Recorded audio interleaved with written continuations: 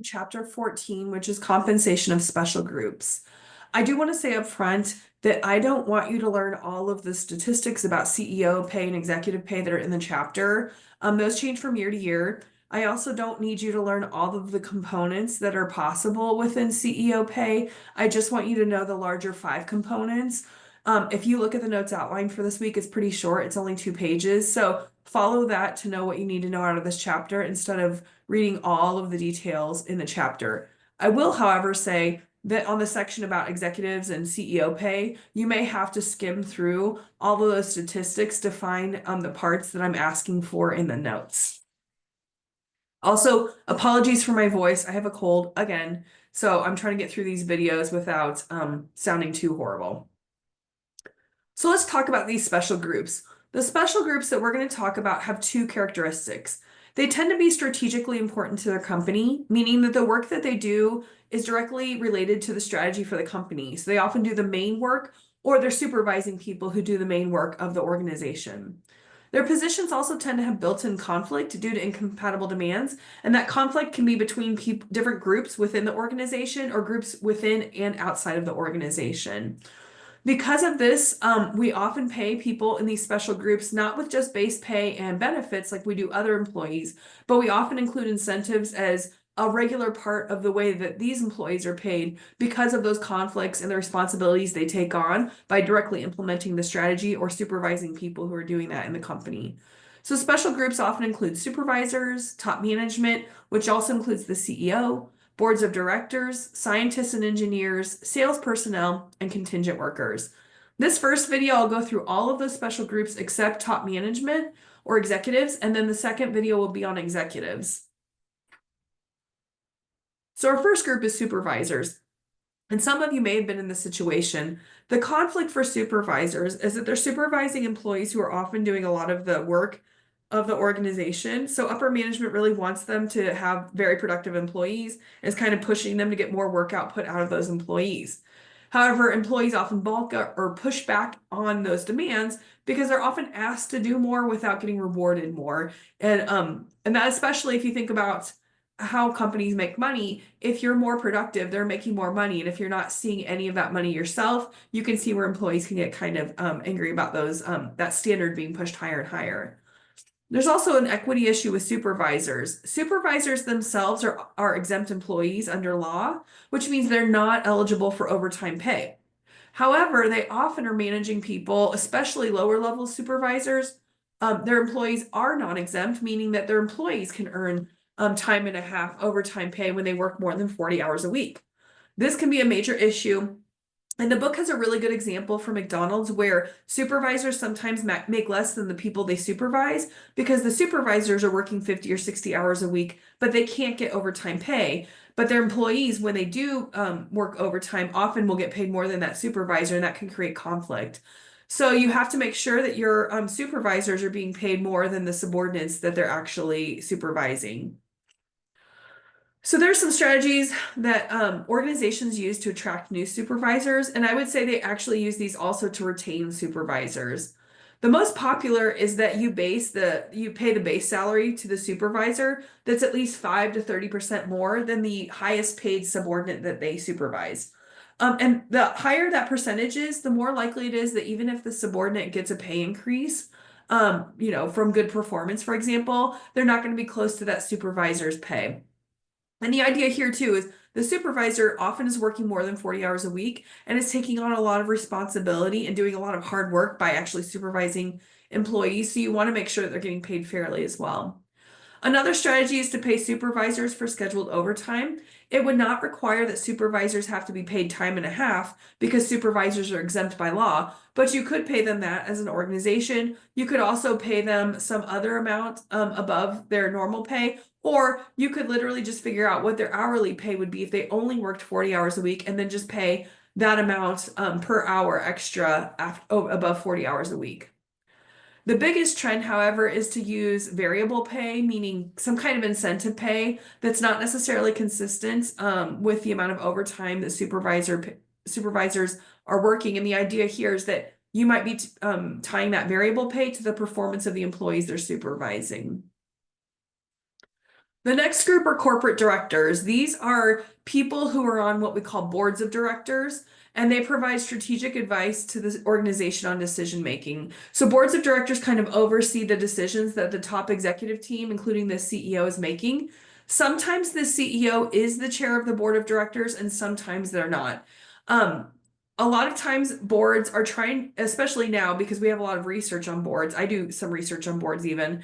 We want outside directors. Outside directors are people who might be CEOs or executives at other companies, and they're coming in to help give advice to a particular company. And the idea here is that outside directors bring in new networks that maybe that company doesn't already have, but they're also not in the company. So there's not a conflict of interest between their role in the board of directors and then maybe their role as a top executive in that organization. And that's also the same with the chair. The chair is sometimes the CEO of the corporation, but I think a trend within a lot of organizations, especially larger ones, is to separate out that role between the CEO and the chair of the board of directors.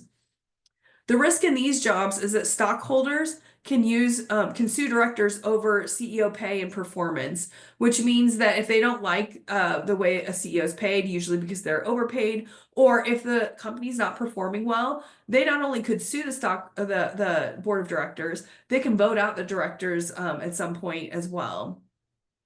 And then directors work for about 30 to 40 hours per month. And from the statistics I've seen in the research, when they say work, they don't mean that they're going to that organization and working. They're often working remotely, and then they'll meet every quarter, for example, one afternoon a month or something, or every 3 months. But for the work that they are doing for that organization, they're getting paid on average $290,000, which is probably more than most employees in that organization. So the compensation though for directors, that's base pay, and that's the way a lot of directors had been paid in the past. Now it's moving to incentives, kind of like supervisors, with the idea that incentives might be tied to the performance of the firm, so that directors would be motivated to increase or improve the performance of the firm for their pay. A third group are professionals, which are scientists and engineers. Um, there's usually some kind of relationship of their pay increases to their knowledge obsolescence. So the book explains this really well.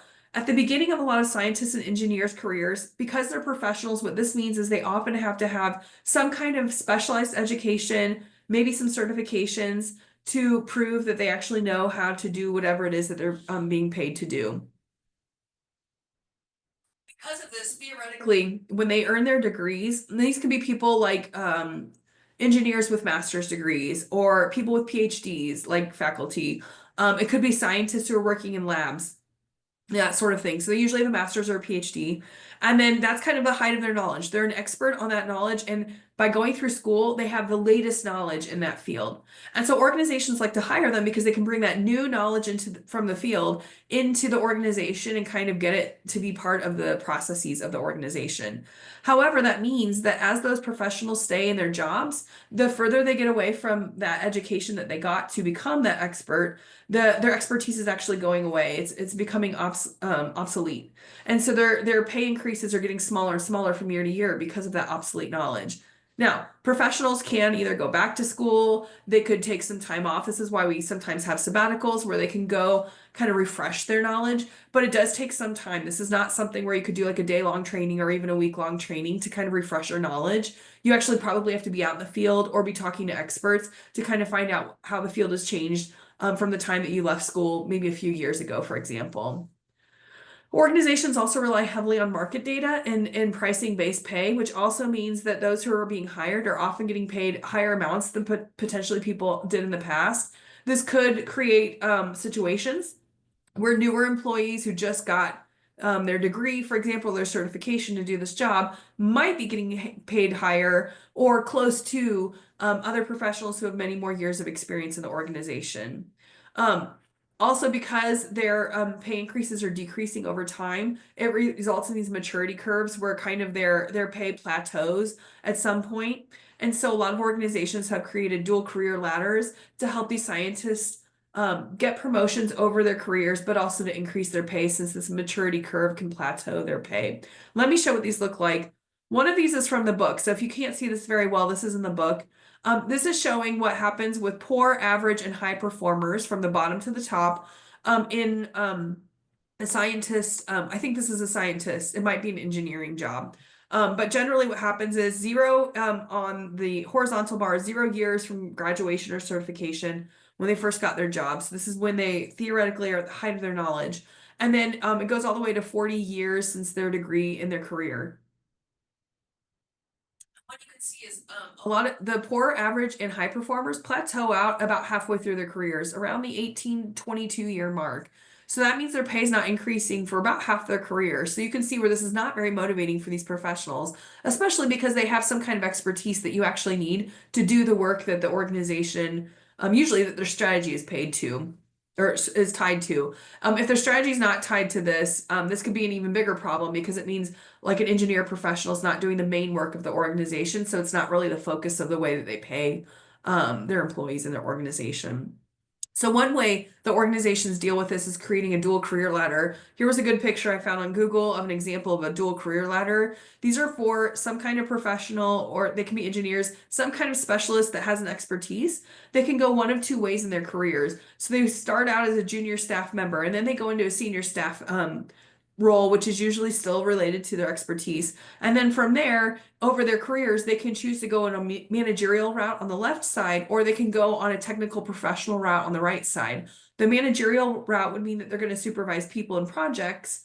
And so their pay increases because they're taking on supervisory roles. But the technical professional allows them to become more of an expert. This might be where they end up having to take sabbaticals or other kinds of time to refresh their knowledge and become kind of a specialist or expert in a certain part of their profession, or to somehow refresh their technical expertise over their careers. And that's another way that they can get pay increases over time. Sales forces are another kind of special group. Sales people span the boundary between the organization and consumers. So they're kind of the tie that brings consumers in.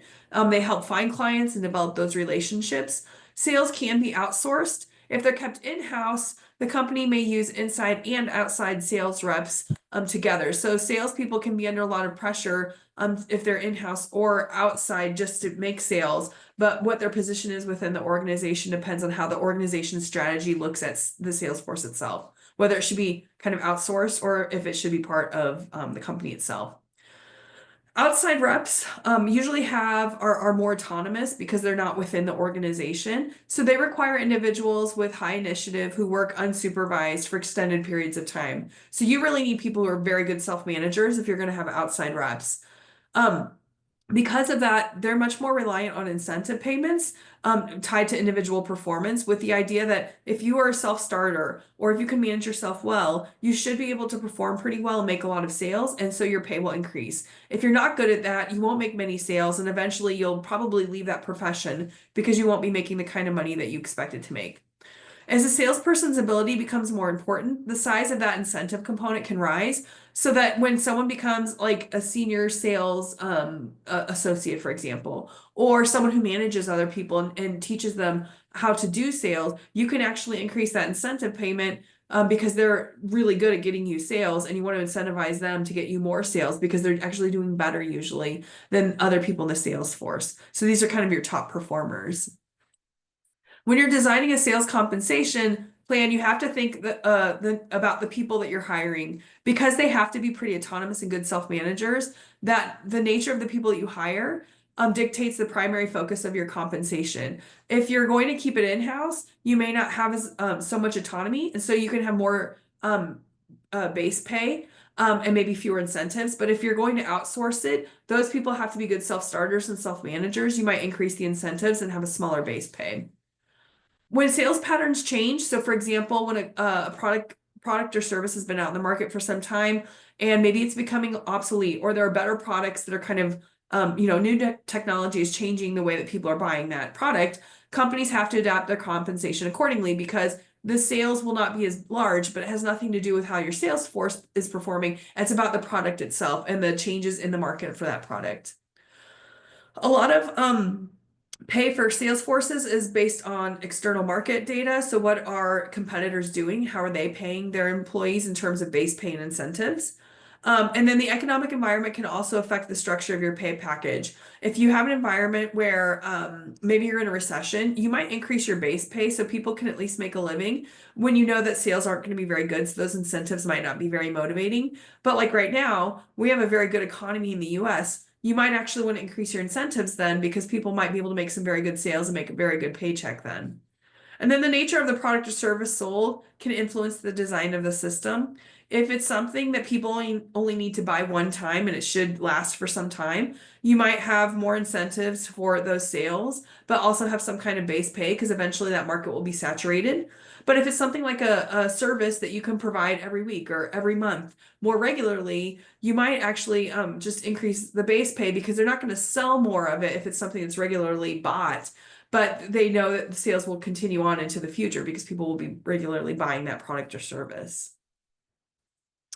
So there are two types of compensation plans that we can have then. We can have unit rate sales, which is for every unit that you sell, you make a certain amount of incentive, or you can have add-on plans where you have a certain amount of you kind of divide up the units that you could sell or services that you could sell into groups. So the first, say 10, you get this amount of money, but then after 10 up to 20, you get a different amount of money. It's usually increasing with the increasing sales to kind of get people more and more motivated to make more and more sales because each sale is worth more to them after they get through those threshold amounts. The challenges, however, are figuring out what's a good sales target. Especially when people are starting out because sometimes they're learning. You don't want to punish someone if you're mostly into incentives if they're new. So you might increase their base pay when they're new for the first 6 months so they can learn the process of selling and then maybe increase their incentives after they've had that kind of initial learning period. Also, making the forecast of expected sales as accurate as possible can be really difficult, especially when things are changing. So if you imagine COVID-19, when we all went into lockdown in 2020, was really challenging for people who worked in sales because there may have been a period where they couldn't make any sales because they couldn't do anything in person. But coming out of that makes it also challenging because coming out of it, we weren't sure what kind of economy we would have or if we would have a recession. And so that sales forecast was really hard to make. So you might want to increase your base pay for those kind of uncertain periods as well, and then see how sales are going, maybe even month to month, but definitely quarter to quarter to see if when you can start increasing incentives and maybe decreasing that base pay. Finally, we have contingent workers and workers with alternative work arrangements. These are people essentially who are like temporary employees within an organization. They can be temporary in the sense that they're actually temp workers that are hired from another agency to work in the organization. They can also be contingent workers, which are contracted workers who are kind of independent from the organization, but have completed a contract with the organization for a specific project or for some kind of specific work for a limited period of time. Usually they have fewer benefits or maybe even non-existent benefits from the organization, but because of that, their wages may be higher. So why are organizations hiring more contingent workers? In some industries, this is becoming much more common. One is this can just be a permanent change in how business is done within that industry. Think about Uber and taxis. Taxis were very common 20 years ago, but because of Uber and Lyft, a lot of cities don't have very many taxis anymore. They have more contingent workers doing this kind of work where they can choose when they want to work and where they want to drive. You also can have temp workers that can help with the expansion and contraction of the workforce. A really common example is if you work in retail. It's very common for places, retail stores or Amazon even, to hire temp workers during the holidays when there's an increase in demand for about 3 or 4 months, but then to lay off or get rid of those employees. They're not laid off because they're not officially employees, but to get rid of them when you don't need so many employees after the holidays, usually sometime in January or February. Also, the wages and benefits are lower for these contingent workers. And in fact, a contingent worker with a contract with a company may get no benefits, but they often have higher productivity because they have more autonomy and they usually have some kind of expertise, which is why you've contracted with them. So it can actually be really productive for a company to pay for a contingent worker who's going to be more motivated and be more productive, but it costs less in the sense of benefits. There is a major equity issue though, because these contingent workers can work side by side with employees, and the employees are earning benefits and a regular paycheck where the contingent workers may not be getting any benefits at all. So you may want to, for example, use contingent workers as kind of proof for a future hire so that if the contingent worker does a really good job, you can offer them full-time employment and they can become an employee. You can also promote the idea of a boundaryless career where contingent workers have the choice to create the career they want by choosing the contracts they go in and out of throughout their careers. But that requires a lot of autonomy, but it also means that people may be motivated because they get to choose the kinds of projects they'll work on versus an employee where they don't always get to have that choice.